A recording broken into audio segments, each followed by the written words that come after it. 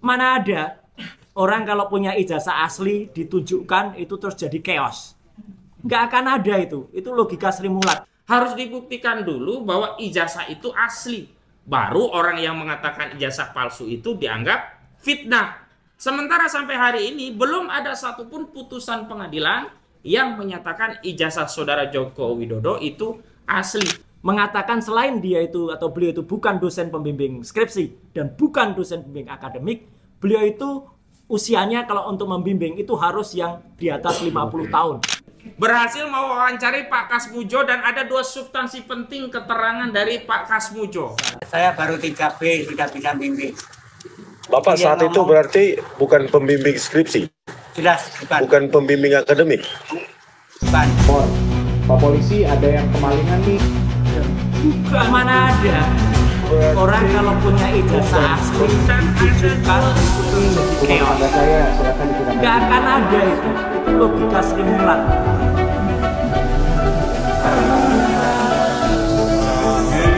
Baik, bismillahirrahmanirrahim. Assalamualaikum warahmatullahi wabarakatuh. Rekan-rekan media, juga saudara-saudara sebangsa dan setanah air, kita tahu bahwa persoalan dugaan ijazah palsu saudara Joko Widodo ini bukan lagi menjadi persoalan klien kami, ya, ini Pak Roy Suryo dan kawan-kawan, tapi sudah menjadi persoalan seluruh rakyat Indonesia. Dan karena itu ketika kemarin kuasa hukum saudara Joko Widodo menyelenggarakan konferensi pers, maka kami segera bermusyawarah untuk memberikan respon terhadap sejumlah substansi materi yang disampaikan oleh kuasa hukum saudara Joko Widodo, karena menurut kami banyak ya statement yang disampaikan itu bias, tidak sesuai fakta, dan ada yang bahkan bernarasi framing. Karena itu kami ingin sampaikan tanggapan resmi dari kami agar publik bisa menilai apa sebenarnya yang terjadi dalam kasus ini, dan sebenarnya secara faktual, secara de jure, proses hukumnya itu sampai di mana. Baik, yang pertama saya ingin memberikan respon terkait masalah keaslian ijazah saudara Joko Widodo. Kami dari tim advokasi tegas menyatakan bahwa sampai hari ini belum ada satu ketetapan putusan pengadilan yang berkekuatan hukum tetap yang memberikan deskripsi atas ijazah saudara Joko Widodo. Sehingga kami membantah statement dari kuasa hukum saudara Joko Widodo yang menyatakan bahwa ijazah saudara Joko Widodo dideklarasikan atau dideskripsikan sebagai identik atau asli hanya berdasarkan penyelidikan yang dilakukan oleh Barreskrim Mabes Polri. Ingat bahwa persoalan ijazah ini tidak lagi menjadi persoalan yang cukup dengan deklarasi satu institusi, apakah itu UGM, apakah itu kuasa hukum saudara Joko Widodo, bahkan institusi Barreskrim. Masalah ijazah ini sudah menjadi sengketa hukum, baik secara perdata dan juga secara pidana. Kita ketahui masalah ijazah palsu ini secara perdata sudah digugat menjadi sengketa hukum di dua institusi pengadilan, yang pertama di Pengadilan Negeri Surakarta dan yang kedua di Pengadilan Negeri Sleman. Karena itu semua pihak saya minta, kami mohon, kami harap untuk bersabar tentang status ijazah ini, apakah asli atau benar palsu.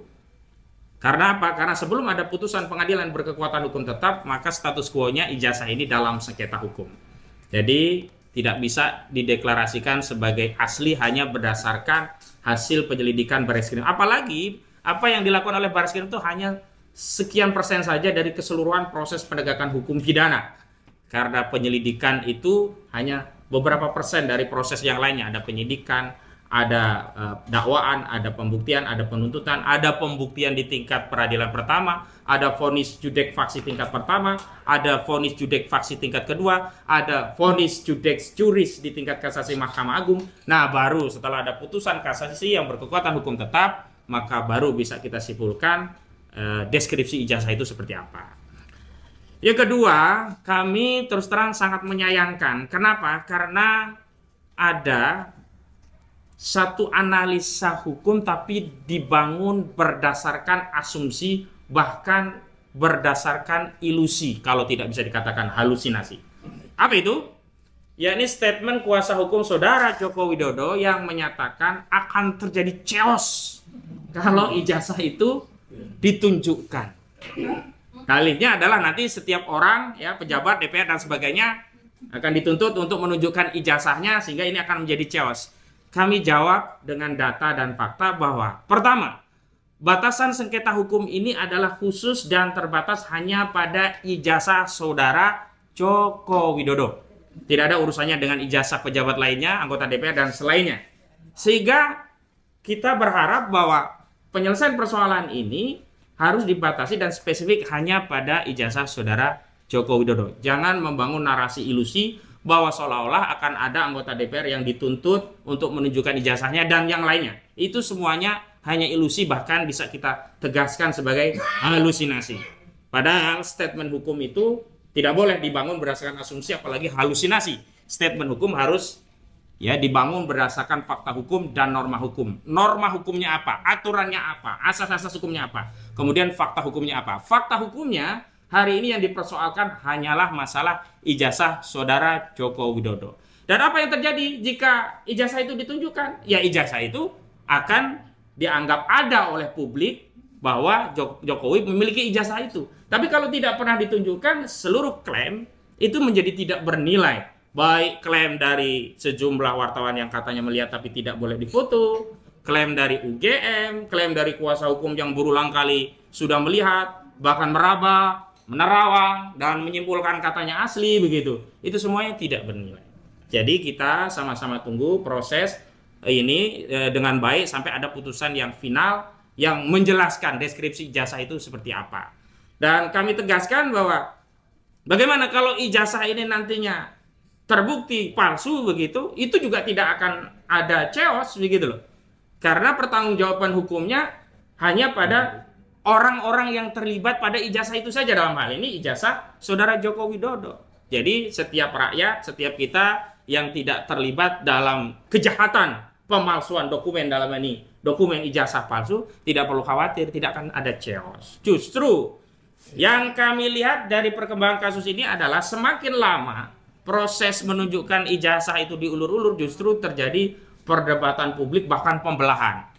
Sampai terakhir kami sangat menyayangkan ada purnawirawan, jenderal, bintang 2 terpaksa harus kehilangan marwah dan wibawanya di depan publik karena memperdebatkan ijazah asli yang ijazah Jokowi yang tidak pernah kunjung diperlihatkan aslinya. Kemudian ketiga, kami perlu tegaskan bahwa proses Dumas di TPUA yang sampai hari ini sedang ditangani oleh Biro Wasidik Mabes Polri itu belum tuntas. Jadi sekali lagi belum tuntas karena kami ya melalui TPUA, klien kami yakni Saudara Rizal Fadila yang sudah mengajukan permohonan gelar perkara khusus pada tanggal 26 Mei 2025 telah mendapatkan jawaban dari Biro Wasidik pada tanggal 4 Juni 2025 yang di poin 2 jawaban tersebut Biro Wasidik menyatakan telah menerima surat dari TPUA dan menyatakan akan menindaklanjuti sesuai dengan ketentuan peraturan perundang-undangan yang berlaku. Artinya kasus penyelidikan perkara ijazah palsu saudara Joko Widodo di Bareskrim belum tuntas. Dan terakhir justru juga ada statement dari Pak Kapolri, Pak Listio Sigit Prabowo, yang tegas juga menyatakan akan melibatkan pengawas eksternal. Nah, walaupun kami masih mempertanyakan apa yang dimaksud dengan pengawas eksternal itu. Tetapi statement kami yang jelas adalah kami justru mendorong diadakan gelar perkara khusus yang sudah jelas ada dasar hukumnya, yakni Perkapolri nomor 6 tahun 2019, khususnya pasal 31 junto pasal 33. Kalau gelar perkara pengawas eksternal, ini kami kesulitan mencari dasar hukumnya melibatkan pihak eksternal itu seperti apa. Kemudian yang keempat, kami juga menegaskan bahwa proses atau tahapan peningkatan status perkara dari proses penyelidikan menuju penyidikan itu karena adanya bukti kuat bahwa peristiwa itu dapat disimpulkan oleh penyidik adalah peristiwa pidana dengan bukti yang cukup, atau dalam KUHP diatur 2 alat bukti yang cukup. Yang dimaksud 2 alat bukti bukan berarti 2 bukti, bisa jadi 100, 200, tapi masuk kategori bukti tertentu, apakah itu bukti keterangan saksi atau bukti surat. Nah, sampai hari ini memang belum sampai tahap ke sana. Prosesnya itu di Polda Metro Jaya baru undangan klarifikasi. Jadi jangan dipaksa-paksa penyidik Polda Metro Jaya untuk meningkatkan statusnya menjadi penyidikan. Pihak Polda Metro Jaya juga jangan mengikuti atensi pihak-pihak yang hanya bernarasi meminta kasus ini segera ditingkatkan dari penyelidikan menuju penyidikan. Bagaimana penyidikan itu akan dilakukan? Lawang ijazahnya saja belum bisa dibuktikan asli atau tidaknya. Karena deliknya kan dugaan tindak pidana fitnah dan pencemaran tentang ijazah palsu. Berarti harus dibuktikan dulu bahwa ijazah itu asli. Baru orang yang mengatakan ijazah palsu itu dianggap fitnah. Sementara sampai hari ini belum ada satupun putusan pengadilan yang menyatakan ijazah saudara Joko Widodo itu asli. Baru Barreskrim, dan itu pun baru penyelidikan, dan itu pun belum tuntas, masih ada gelar perkara khusus yang hanya disebutkan dengan nomenklatur identik. Jadi bersabar ya. Kalau mau meningkatkan penyelidikan menjadi penyidikan, ya semua pihak harus bersabar. Tunggu dulu perkara di Pengadilan Negeri Surakarta, juga perkara di Pengadilan Negeri Sleman itu inkrah, berkekuatan hukum tetap, dan itu pun belum tentu hasilnya ijazah saudara Joko Widodo asli.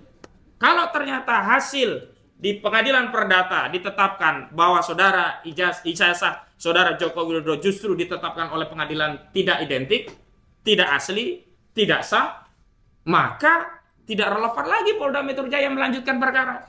Ngapain melanjutkan perkara dugaan fitnah terhadap satu ijazah yang dibuktikan oleh putusan pengadilan itu memang palsu begitu.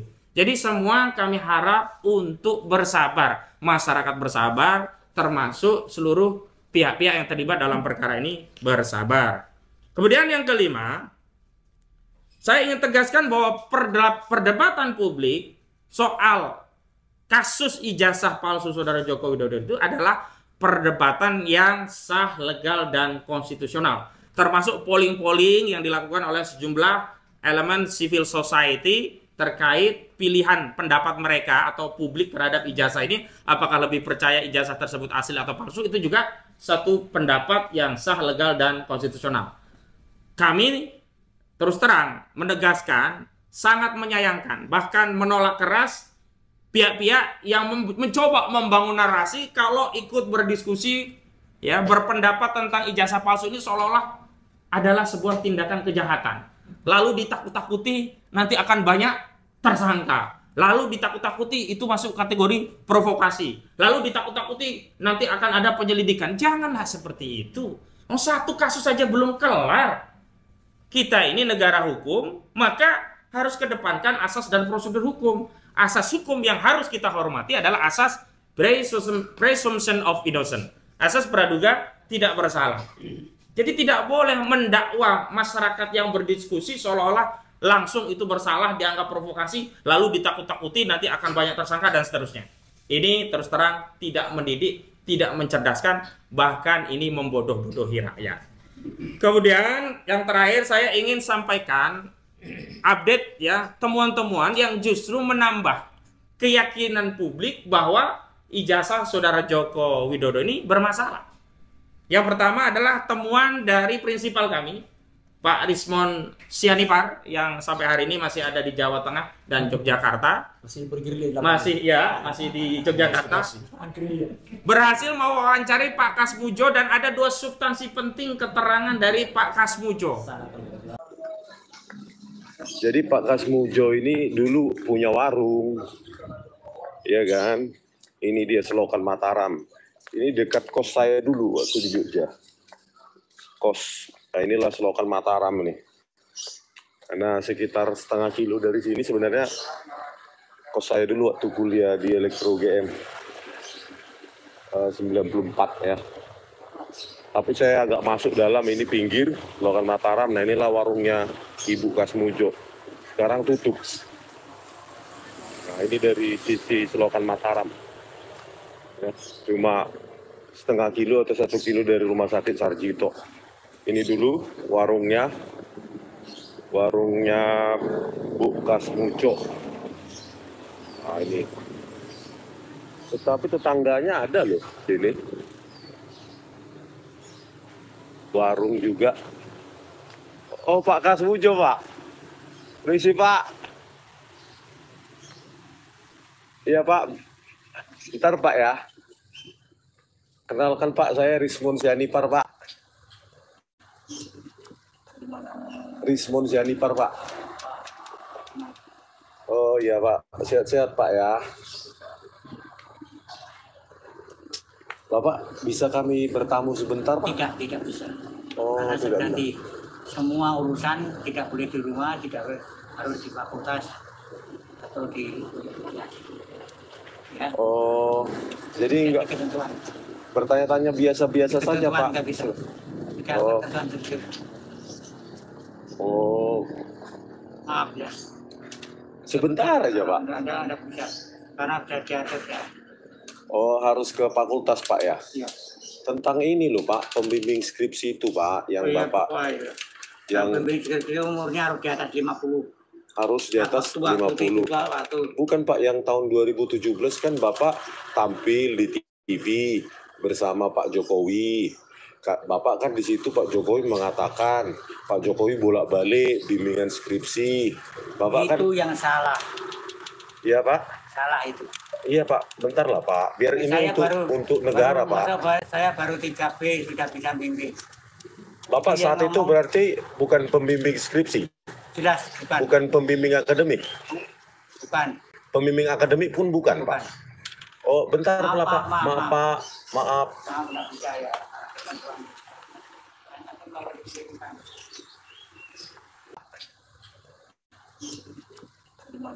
Rismon Sianipar, Pak. Oh iya, Pak. Sehat-sehat, Pak ya. Bapak, bisa kami bertamu sebentar, Pak? Tidak bisa. Oh, Karena tidak bisa. nanti semua urusan tidak boleh di rumah, tidak harus di fakultas atau di ya. Oh, jadi enggak Ketentuan. bertanya-tanya biasa-biasa saja, Ketentuan Pak? nggak bisa. Tidak Oh. ketentuan tertib. Oh, Maaf ya. sebentar aja, Pak. Anda bisa. Karena sudah diatur ya. Oh, harus ke fakultas, Pak ya? Iya. Tentang ini loh, Pak, pembimbing skripsi itu, Pak, yang Bapak yang pembimbing skripsi umurnya harus di atas 50. harus di atas 50. Bukan, Pak, yang tahun 2017 kan Bapak tampil di TV bersama Pak Jokowi. Bapak kan di situ Pak Jokowi mengatakan Pak Jokowi bolak-balik bimbingan skripsi. Bapak kan Itu yang salah. Iya, Pak. Salah itu. Iya, Pak. Bentar lah, Pak. Biar ini untuk negara, Pak. Saya baru 3B sudah bisa bimbing. Bapak Dia saat itu ngomong- berarti bukan pembimbing skripsi, Jelas bukan. bukan pembimbing akademik. Bukan. Pembimbing akademik pun bukan, Bukan. Pak. Oh, bentar Maaf, lah, Pak. maaf, Maaf, maaf. Pak. Maaf. Maaf, nggak bisa ya.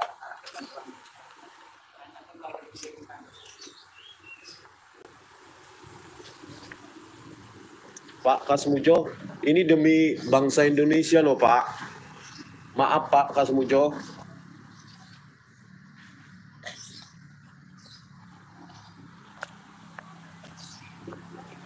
Lek, sempat saya wawancarai Pak Kasmujo. Pak Kasmujo ada di dalam, sempat saya wawancarai.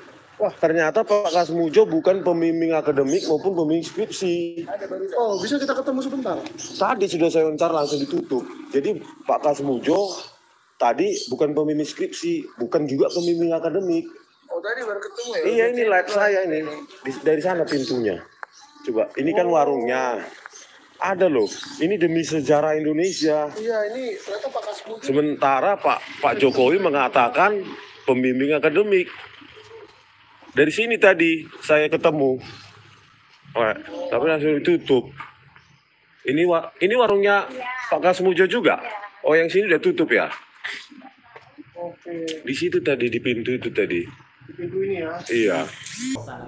Ya, yang pertama ditegaskan oleh Pak Kasmujo bahwa beliau bukan dosen pembimbing skripsi. Dan ini sebenarnya menegaskan pernyataan beliau sebelumnya. Yang kedua, tambah lagi bahkan beliau menegaskan juga bukan dosen pembimbing akademik yang sebelumnya dijadikan dalih oleh kubu saudara Joko Widodo bahwa Pak Kasmujo memang bukan dosen pembimbing skripsi, tapi dosen pembimbing akademik. Ternyata dua-duanya dibantah oleh Pak Kasmujo. Matur sembah nuwun Pak Kasmujo, matur suwun, terima kasih Pak Kasmujo. Mugi-mugi selalu dalam lindungan Allah dan tetap konsisten amanah dalam kejujuran Pak Kasmujo. Pak Kasmujo mohon untuk terus istiqomah jujur Pak Kasmujo, sebab kehidupan yang sesungguhnya adalah di akhirat, dan di akhirat kelak kita akan dimintai pertanggungjawaban terhadap seluruh kehidupan kita di dunia. Karena itu Pak Kasmujo matur sembah nuwun sudah jujur dan mengajari kami segenap anak bangsa Indonesia untuk menteladani kejujuran. Yang kedua, ini yang paling penting adalah pernyataan politisi PDIP yang pernah menjadi anggota KSP, Kantor Staf Presiden, yakni Pak Betor Suryadi, yang menyatakan ijazah saudara Joko Widodo produksi Pasar Pramuka Jakarta, ya. Dan bahkan beliau menyitir sejak lama. Di antaranya adalah yang tahu ada gelagat yang bermasalah itu adalah Pak Andi Wijoyanto, dulu Gubernur Lemhanas, ya. Makanya tadi saya dapat update info dari Pak Rustam Effendi, benar ya Pak ya? Sama Pak Azamkan itu dari TPUA mengirim surat ke Bapak Andi Wijayanto untuk silaturahmi dalam rangka mendalami kebenaran informasi itu. Dan menurut saya karena ini delik umum, saya pikir penyidik Barreskrim selain melakukan gelar perkara khusus juga harus menindaklanjuti temuan-temuan ini. Jadi harus melakukan upaya penyelidikan yang komprehensif. Dengan demikian sekali lagi saya bantah bahwa apa yang diklaim oleh kuasa hukum Joko Widodo, apa yang dilakukan di Barreskrim sudah komprehensif. Dengan temuan baru ini menunjukkan bahwa apa yang dilakukan oleh Barreskrim belum komprehensif. Bahkan Barreskrim juga tidak melibatkan pengadu dalam hal ini TPUA dalam proses gelar perkara, sehingga sampai TPUA mengajukan permohonan gelar perkara khusus. Nah, itu saya kira dari saya. Mudah-mudahan ini menjadi pencerahan dan nanti statement resminya akan dibacakan oleh rekan kami yang lain. Saya kembalikan kepada host. Terima kasih. Ya, makasih. Sebelum pembacaan gitu ya. Jadi kita ada beberapa tim kuasa hukum. Tambahan dulu dari Bang Petrus gitu. Baik, terima kasih. Saya lanjutkan ya. Ya. Jadi apa yang disampaikan oleh Pak Ahmad Kusnudin selaku koordinator non litigasi tadi tentang persoalan dugaan ijazah palsu ini bukan persoalan Roy Suryo dan kawan-kawan. Bahkan juga bukan kita-kita yang ada di sini. Persoalan dugaan ijazah palsu ini adalah persoalan Polri, persoalan Jokowi sendiri, dan persoalan Universitas Gadjah Mada. Kenapa? Karena sejak ijazah palsu ini disebut-sebut sebagai palsu, seharusnya tiga institusi ini, yaitu Polri, Jokowi, dan Gadjah Mada, harus cepat merespons dengan memberikan klarifikasi. Terutama Polri, karena ini menyangkut nama Jokowi yang ketika itu masih presiden, kepentingan umum harus didahulukan. Yaitu apa? Polri harus membuka penyelidikan, betulkah ijazah ini palsu? Sebagaimana yang diduga oleh masyarakat. Tetapi Polri membiarkan berlarut-larut, bahkan ada yang sudah dipenjara pun mengenai ijazah palsu ini tidak pernah, dugaan ijazah palsu ini tidak pernah disita. Jadi yang membuat masalah ini menjadi semakin panas dan berlarut-larut adalah tiga institusi ini.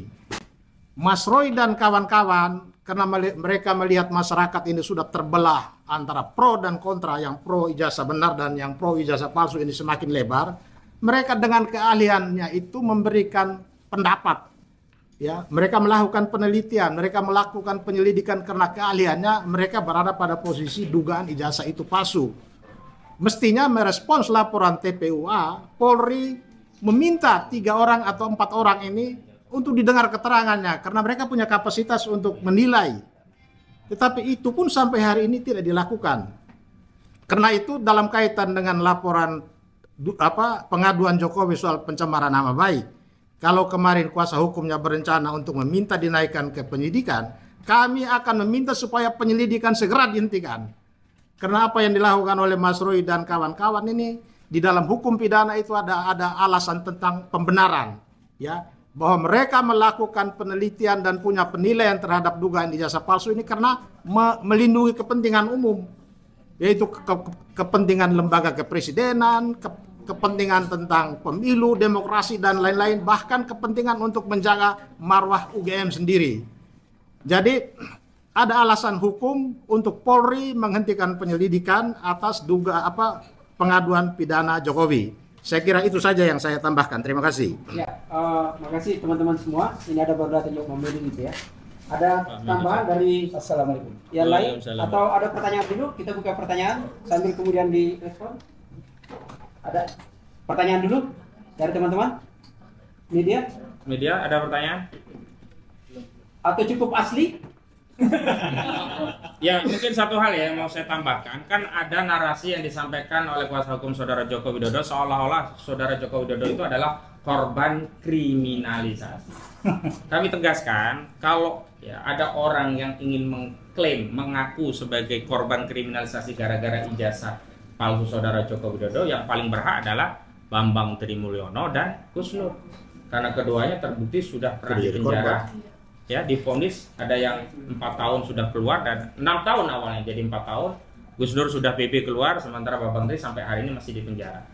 Saudara Jokowi kapan pernah di penjara? Pernah Saudara Jokowi di penjara? 6 tahun? 4 tahun? 2 tahun? 1 tahun? Sehari saja karena ijazah palsu. Nggak ada kan? Bahkan dalam kasus ini justru laporan Saudara Joko Widodo di Polda itu sudah langsung naik ke LP Pro Justisia. Sementara laporan TPUA hanya diarsip di Dumas. Berarti apa? Berarti tingkat gradasi intensitas keseriusan penyidik itu lebih serius menindaklanjuti laporan Saudara Joko Widodo ketimbang laporan dari TPUA. Diskriminasi. Jadi jangan ditukar-tukar lah. Gak usah mengaku sebagai korban kriminalisasi. Masuk penjara juga nggak pernah. Gak usah juga ngaku-ngaku bahwa ini nanti kalau diperlihatkan akan terjadi chaos dan sebagainya. Sudahlah, buktikan saja. Kalau ada ijazahnya, tunjukkan asli, dan itu akan mengkompensasi masyarakat yang hari ini sedang ya terbelah gara-gara ijazahnya. Silakan. Ya. Kalau soal kriminalisasi itu sebenarnya sederhana definisinya. Itu ditujukan kepada orang yang tidak memiliki kekuatan, tidak berdaya atas negara yang memperalat kekuasaan untuk hukum atas kepentingan pribadinya. Nah, saat itu yang berkuasa adalah Jokowi. Ya tidak mungkin presiden kriminalisasi gitu loh. Yang potensial melakukan kriminalisasi adalah orang yang memiliki kekuasaan itu.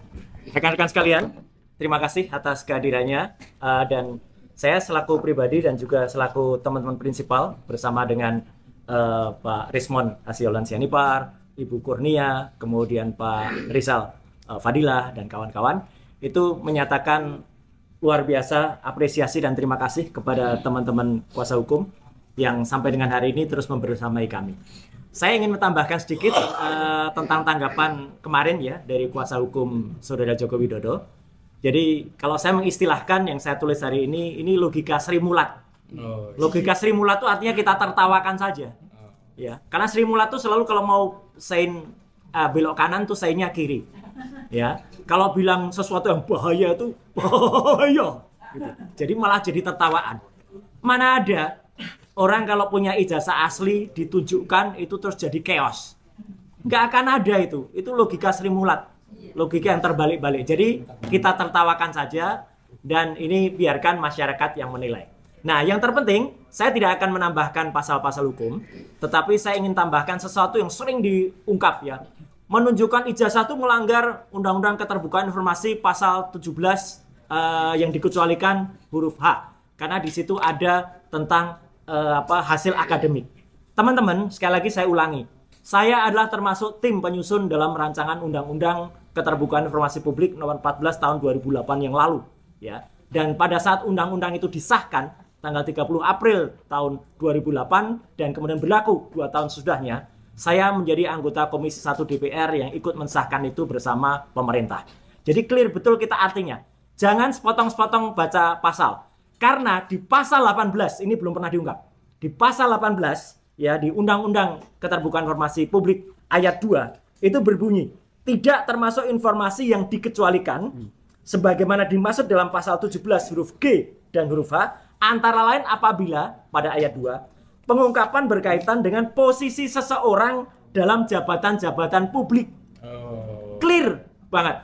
Jadi seseorang yang memperoleh jabatan publik, dalam hal ini adalah Joko Widodo, yang saat itu sempat menjadi wali kota 2 periode, Gubernur DKI 2 tahun ya, 1 periode tak selesai dan 2 kali masa presiden, itu adalah seorang pejabat publik. Jadi tidak bisa masuk pada pasal 17 yang dikecualikan pada ayat H. Jadi clear banget. Jadi tidak bisa lagi berdalih Undang-Undang Keterbukaan Informasi Publik. Satu lagi yang penting lagi, dan ini yang terjadi. Mohon maaf Pak Resmond hari ini tidak atau belum bisa membersamai karena Pak Resmond selain tadi mendapatkan statement yang sangat bagus sekali dari terima kasih Matur Banun Pak Insinyur Kasmujo.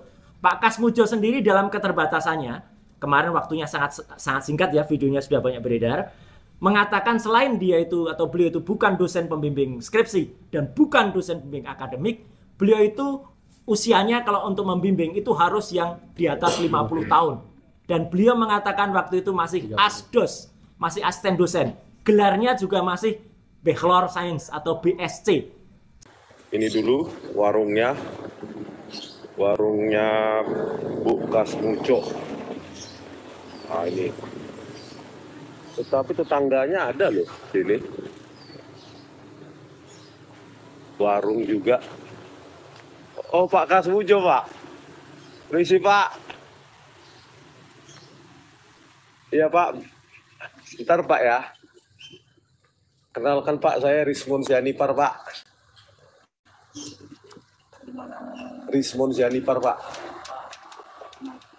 Oh iya Pak, sehat-sehat Pak ya. Bapak bisa kami bertamu sebentar Pak? Tidak bisa. Oh, karena tidak nanti semua urusan tidak boleh di rumah, tidak harus di fakultas atau di ya. Oh, jadi enggak ketentuan. Bertanya-tanya biasa-biasa saja Pak? Nggak bisa. Tidak Oh. ketentuan tertib. Oh, Maaf ya. sebentar aja Pak. Anda bisa. Karena sudah diatur ya. Oh, harus ke fakultas Pak ya? Iya. Tentang ini loh Pak, pembimbing skripsi itu Pak, yang Bapak Iya. yang Pembimbing skripsi umurnya harus di atas 50. harus di atas 50. Bukan Pak, yang tahun 2017 kan Bapak tampil di TV bersama Pak Jokowi. Bapak kan di situ Pak Jokowi mengatakan Pak Jokowi bolak-balik bimbingan skripsi. Bapak itu kan yang salah. Iya Pak. Salah itu. Iya Pak, bentar lah Pak. Biar ini untuk negara Pak. Saya baru 3B sudah bisa bimbing. Bapak Iya, saat itu berarti bukan pembimbing skripsi, Sudah bukan pembimbing akademik. Bukan. Pembimbing akademik pun bukan Pak. Oh bentar lah Pak, maaf Pak, maaf. Nggak bisa ya.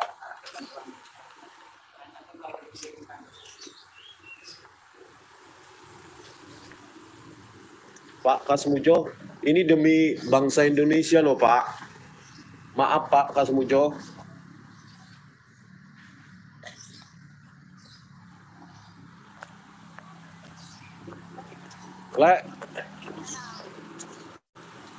Sempat saya wawancarai Pak Kasmujo. Pak Kasmujo ada di dalam, sempat saya wawancarai. Wah, ternyata Pak Kasmujo bukan pembimbing akademik maupun pembimbing skripsi.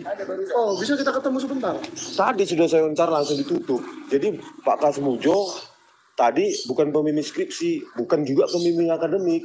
Oh, tadi baru ketemu ya? Iya, ini live saya ini. Dari sana pintunya. Coba, ini kan warungnya.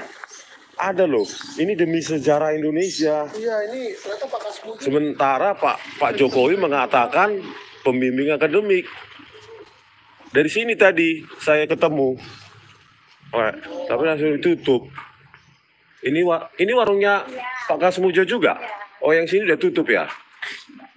Oke, Di situ tadi, di pintu itu tadi. di pintu ini ya. Iya. Jadi Pak Kasmujo juga mengatakan video tahun 2017 itu salah. Dan bukan pembimbing akademik, pembimbing skripsi dan pembimbing akademik. Oh, jadi sudah masuk di live-nya Bali G Academy ya? Iya. Kita nunggu di depan. Iya. Kita ternyata bukanya di sini, di belakang. Ini slogan Mataram ini. Mantan itu. Pak Kasmujo, tolonglah Pak, ini demi sejarah Indonesia Pak. Saya juga mahasiswa alumni fakultas alumni UGM Pak, Fakultas Teknik Pak. sarjana teknik ya. Tadi udah ngomong-ngomong, tadi kita ketinggalan tiba-tiba. Udah, saya mau teriak, bapak manggil laek, tapi bapak itu sudah mau apa, jadi ya saya sempatkan aja. Apa gitu. Juga warung ya. Memang orangnya sakit sih bapaknya, tapi sedikit aja untuk meluruskan sejarah kan. Ya. Karena siapa tahu ini sejarah ini nggak bisa lagi diulang. Tapi tadi sudah ada kata kuncinya bahwa Pak Kasmujo bukan pemimpin. Oh, permisi Bu. Oh. Kalau mau ngisi Pak, kalau di fakultas saja dari kita. Oh, siap Ibu. Ya. Oh ya Maaf ya, Bu. Ibu ya. Maaf ya. Maaf mengganggu. Ya, kita mau mendoakan Bu ya supaya Bapak sehat-sehat dan supaya nanti di persidangan dilancarkan ya Bu ya. Supaya terbongkar kebenaran Bu ya. Cuma mau konfirmasi aja Bu. Tadi kan Pak Kasmujo mengatakan bahwa Pak Kasmujo pun bukan pembimbing skripsi dan pembimbing akademik. Bukan ya Bu ya. Jadi pernyataan Pak Jokowi bahwa Pak Kasmujo pembimbing akademik itu salah juga Bu? Salah. Ya, salah. Enggak. Pak Kasmujo kenal nggak Bu pada saat Pak Jokowi mahasiswa? Ya mungkin dia kenal loh, sedangkan namanya jadi fakultas juga mesti ya lah. Oh, tetapi bukan pembimbing akademik, bukan pembimbing skripsi. Oh ya. Sebagai dosen aja Bu ya. Iya. Saya waktu itu sempat ketemu buku panduan UGM juga Bu. Waktu itu di situ Pak Kasmujo ditulis masih BSc. Iya makanya. Tadi Pak Kasmujo bilang pembimbing sarjana muda kan BSc itu. masih BSc ya Bu ya. Jadi memang belum bisa. Jadi ini sekaligus mematahkan betul statement Jokowi pada saat dia tanggal 19 Desember tahun 2017 di Fakultas Kehutanan yang mengajak Pak Kasmujo ke depan. Pak Kasmujo jelas mengatakan itu salah. Itu salah. Ya gitu. Jadi clear banget. Kemudian yang kedua, temuan menarik lainnya adalah Jokowi kemarin juga beberapa yang lalu ketika diwawancara wartawan di Solo juga mengatakan KKN-nya adalah pada tahun 1985 awal. Padahal sudah terjadi, maaf ini, mungkin pengkodisian di desa KKN-nya, yaitu di Segoro ya, Wonosegoro yang ada di Boyolali, bahwa waktu itu dikatakan tahun 83. Jadi orang tuh disetting ngomong 83. Semuanya di sana, termasuk Ibu Lurah di situ. Padahal itu hanya katanya. Jadi Ibu Lurah tuh katanya dulu ada petugas fotokopi ngantar orang pakai kacamata, naik Vespa, ambil gitar. Mana ada orang mau mengantarkan sejauh puluhan kilometer dari Boyolali ke Solo atau ke Jogja, kita nggak tahu, ngambil gitar dan hanya diingat kacamata. Padahal kan kita tahu siapa yang pakai kacamata itu banyak sekali. Dan pada rekaman itu banyak beredar. Selalu beliau menyebut yang KKN di sini adalah Satya Wacana dan UNS. Tidak pernah tersebut kata-kata UGM. Ya, jadi perhatikan kalau ada kayak gitu. Dan ini sudah terjadi hoax yang berlebihan di ternak-ternak Mulyono yang mengatakan respon malu, dipermalukan desa ternyata enggak. Jelas betul bahwa itu tidak membuktikan apa-apa. Temuan paling terbaru kemarin, hari ini pagi tadi, tim sampai ke redaksi KR dan kedaulatan rakyat dan sampai ke perpustakaan daerah DI. Yang menarik apa? Kami menemukan bandel KR edisi tahun 1980. Tapi yang jahat, tim tidak menemukan edisi koran bulan Juni, Juli, Agustus khusus itu. Dikatakan ini di mana? Diambil Pak kemarin sama Bareskrim. Itu pernyataan staf perpustakaan daerah. Ya, ada YouTube-nya, ada beredar. Jadi tahun 80, Januari, Februari, Maret, April, Mei ada. Tapi begitu Juni, Juli, Agustus 4 atau 3 bulan itu diambil. Kalau memang itu barang bukti kejahatan, boleh diambil. Itu kan bukan barang bukti kejahatan. Tapi tim tidak kekurangan akal. Ketika cek, saya tanya, cari koran edisi setahun sebelumnya. Ya, karena edisi sebelumnya tuh pada bulan Agustus, bulan puasanya. Cek bulannya terbaca apa? Pasa. Tidak ada puasa ya. Tidak ada puasa. Yang ada pasa. Dan cek Kedaulatan Rakyat edisi sekarang, semua terbaca pasa. Mesinnya kan sama ya. Jadi kalau misalnya nanti, karena ada yang berusaha diedarkan, itu puasa, maka kami akan mempertanyakan. Karena kalau itu hanya digital, kami tidak akan terima. Kami harus terima bukti analognya. Dan kemana bundel koran milik perpustakaan daerah DIY, yang itu hak rakyat, kok dibawa oleh petugas. Ya, ini jahat sekali. Ya, jahat sekali.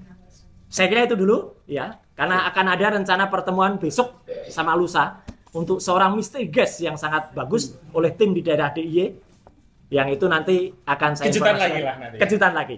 Saya sengaja ada standby di Jakarta karena kami selalu TikTok, kami selalu kontak dan kami selalu update. Terima kasih sekali lagi kehadirannya rekan-rekan sekalian dan semoga ini membantu penyemangat kita untuk tim advokasi, baik litigasi maupun non litigasi. Terima kasih. Wassalamualaikum warahmatullahi wabarakatuh. Ya, baik teman-teman, ini benar-benar asli kejutan.